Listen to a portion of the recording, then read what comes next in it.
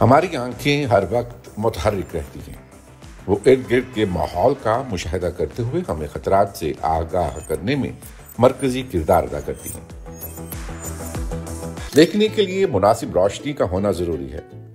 آنکھ کا ایک اہم حصہ آئرس اس بات کو یقینی بناتا ہے کہ ہم اندھیرے میں یا بہت کم روشنی میں بھی کسی حد تک دیکھ سکیں اور دن کی تیز روشنی سے ہماری آنکھیں اندھی نہ ہوں۔ آنکھ میں کتنی روشنی داخل ہوگی یہ فیصلہ آئرس کرتا ہے۔ یہ 2 ملی میٹر قطر تک سکڑ سکتا ہے اور جب یہ پھیلتا ہے تو یہ 8 ملی میٹر تک پھیل جاتا ہے۔ آئرس کا رنگ کیا ہوگا؟ یہ میلانن پر منحصر ہے۔ میلانن ایک کلر پگمنٹ ہے جو ہماری جلد کے رنگ کا تعین بھی کرتا ہے۔ گہرے رنگ کی پتلی بالائے بنفشی روشنی سے زیادہ تحفظ فراہم کرتی ہے۔ دیکھنے کے بعد آنکھ کا دوسرا اہم چیلنج فوکس کرنا ہوتا ہے۔ آنکھ میں لینس نصب ہوتے ہیں جو دراصل پروٹین کی شفاف گیند کے مانند ہوتے ہیں اور یہی روشنی کی شعاعوں کو فوکس کرتے ہوئے انہیں ریٹنا پر پروجیکٹ کرتے ہیں۔ آنکھوں کے سیلیبری مسلز لینس کے سائز کو بڑھاتے یا کم کرتے ہیں تاکہ یہ مختلف فاصلوں پر توجہ مرکوز کر سکے۔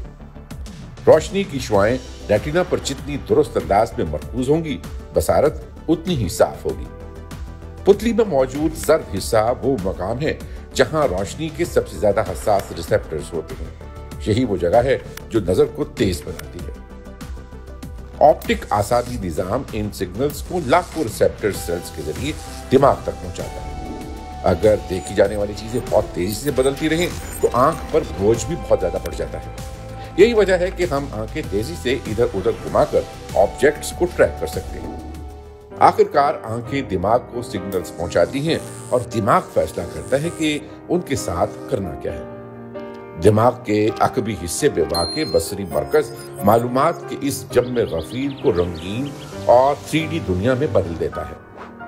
دھول مٹی آنکھ کے لیے زہر قاتل ہے، اس لیے آنکھوں کو تندرست رکھنے کی خاطر آنکھوں میں موجود آنسو پیدا کرنے والا ایک خطوط ہمیشہ نمکین نمی برقرار رکھتا ہے۔ جذبات قابو میں نہ رہیں تو یہی نمی آنسو بن کر بہہ نکلتی ہے۔